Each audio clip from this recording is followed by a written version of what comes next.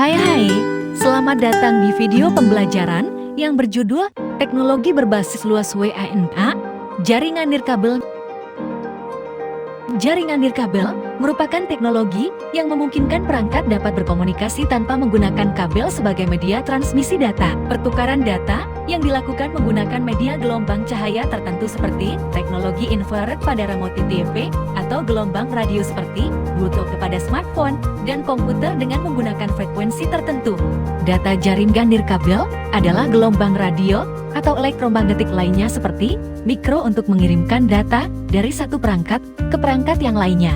Jaringan nirkabel dapat menjangkau beragam jangkauan wilayah mulai dari yang terdekat hingga yang jaraknya cukup jauh. Jaringan nirkabel biasa digunakan adalah jaringan area lokal nirkabel atau WLAN dan WiFi.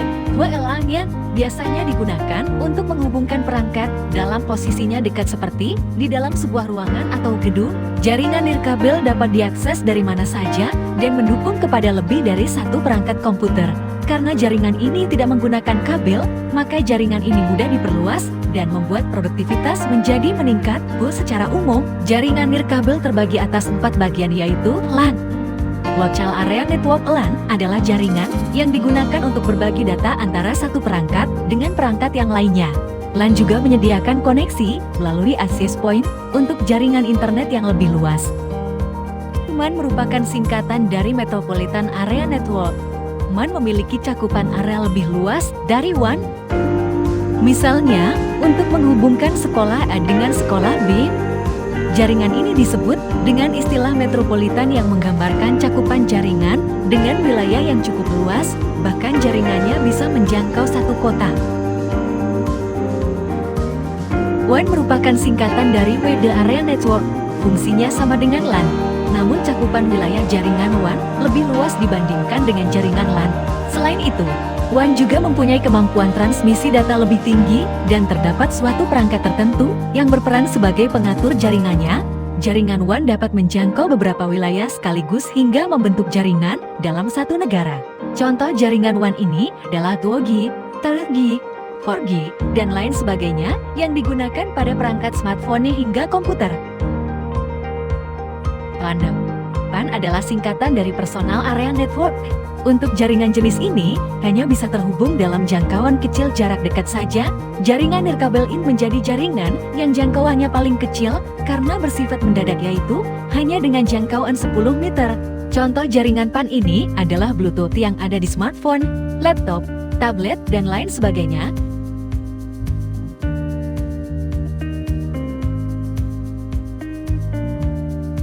Berikut adalah beberapa kelebihan penggunaan jaringan nirkabel, yaitu tingkat mobilitas tinggi, membuat penggunaannya menjadi praktis, karena kita dapat mengakses jaringan di mana saja dan kapan saja pada saat kita memerlukan jaringan itu. Proses instalasi mudah dan cepat tanpa harus menarik kabel melalui dinding. Kabel digunakan hanya pada saat menghubungkan sebuah access point ke sebuah jaringan hub REPA bagi router. Sementara koneksinya terhubung dan dapat mengakses jaringan melalui gelombang radio atau medium udara. Jika memiliki kelebihan atau keuntungan, maka pasti memiliki kekurangan atau sedangkan kekurangan dalam penggunaannya yaitu keamanan kurang baik dikarenakan jaringan nirkabel bekerja melalui udara, sehingga data dapat ditangkap dan disadap oleh siapa saja. Tetapi untuk menjaga keamanan jaringan nirkabel memiliki beberapa teknik dalam mengoptimalisasi keamanan jaringan itu. Kecepatan yang dihasilkan dipengaruhi oleh lingkungan, sehingga laju data yang diperoleh berkisar antara 11 megabita per detik hingga 24 megabita per detik. Namun jaringan nirkabel menyediakan transmisi data 11 megabita per detik hingga 54 megabita per detik. Faktor cuaca sangat berpengaruh terhadap kualitas sinyal karena mediumnya adalah gelombang radio yang ada di udara.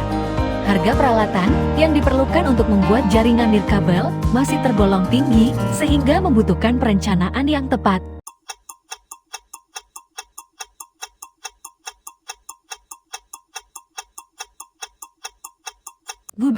Gelombang radio. Gelombang radio berfungsi sebagai media transmisi pada jaringan nirkabel. Radio merupakan teknologi yang digunakan untuk melakukan pengiriman sinyal dengan modulasi dan radiasi elektromagnetik gelombang elektromagnetik. Gelombang ini melintas lewat udara dan bisa merambat lewat ruang angkasa yang hampa udara karena gelombang ini tidak memerlukan medium pengangkut seperti molekul udara band. Gelombang radio dipancarkan dan diterima oleh antena yang tersusun atas konduktor seperti batang resonator logam. Pada zaman modern seperti sekarang, gelombang radio dapat dihasilkan menggunakan sebuah alat pemancar elektronik yang mengalirkan arus listrik AC menuju antena. Gelombang radio dikelompokkan menurut panjang gelombang atau frekuensinya. Jika panjang gelombang tinggi, maka pasti frekuensinya rendah atau sebaliknya. Frekuensi gelombang radio mulai dari 30 kHz ke atas dan dikelompokkan berdasarkan lebar frekuensinya. Frekuensi dan panjang gelombang radio.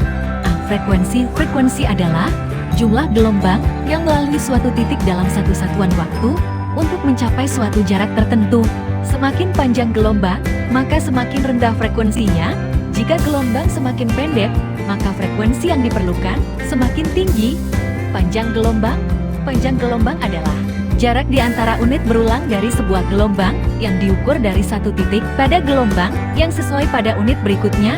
Panjang gelombang berbanding terbalik dengan gelombang, karena semakin pendek panjang gelombang, maka frekuensinya besar. Polarisasi. Polarisasi pada jaringan nirkabel merupakan arah dari vektor medan listrik dalam gelombang elektromagnetik. Polarisasi digunakan untuk mengoptimalkan transmisi sinyal dan mengurangi interferensi. Spektrum elektromagnetik. Spektrum elektromagnetik adalah rentang frekuensi gelombang elektromagnetik dalam semua radiasi elektromagnetik. Spektrum elektromagnetik terjadi di dalam sinyal radio, sinyal televisi, sinyal radar, cahaya tak terlihat, sinar X, dan sinar gamma dengan kecepatan cahaya. Spektrum berkaitan dengan panjang gelombang dikalikan dengan frekuensi, hasilnya kecepatan cahaya, yaitu 300 mm/300 mm/Hz, energi dari foton sebesar 41 V per Hz, yaitu 41 FJH, dan panjang gelombang dikalikan dengan energi per foton adalah 1/24 eV. Bandwidth. Bandwidth adalah jumlah kapasitas maksimum dalam komunikasi antara server dan klien yang ditentukan dalam hitungan bit per second (bps). Bandwidth memiliki beberapa sebagai media pengiriman data seperti untuk menghubungkan koneksi LAN dengan perangkat yang digunakan, maka kita harus menggunakan kabel fisik LAN.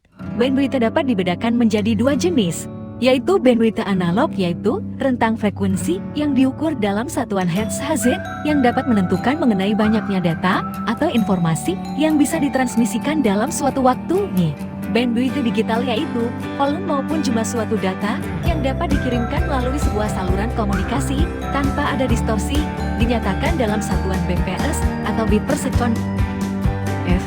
Frekuensi dan kanal. Frekuensi adalah banyaknya siklus dari sebuah gelombang yang melewati satu titik dalam satu detik.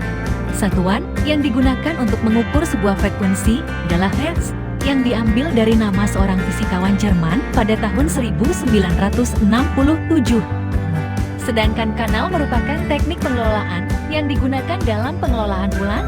Teknik kanal adalah teknik penempatan angka berdasarkan frekuensi dan durasi waktu.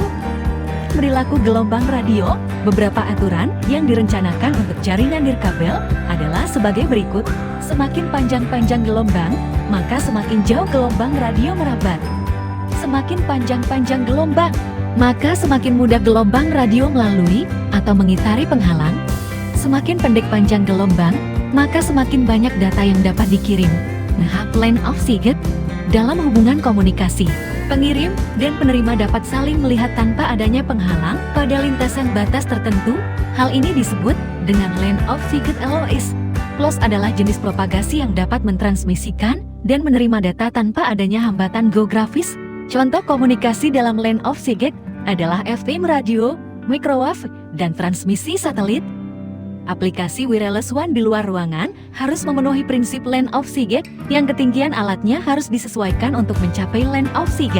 Tujuannya supaya sinyal dapat sampai ke tujuan tanpa menabrak hambatan, sehingga sinyal yang sampai dapat dihasilkan dengan baik Dari dua buah gambar di bawah ini, kita dapat melihat bahwa ketinggian tower A dan tower B harus sama supaya sinyal bisa mencapai tujuan dengan baik.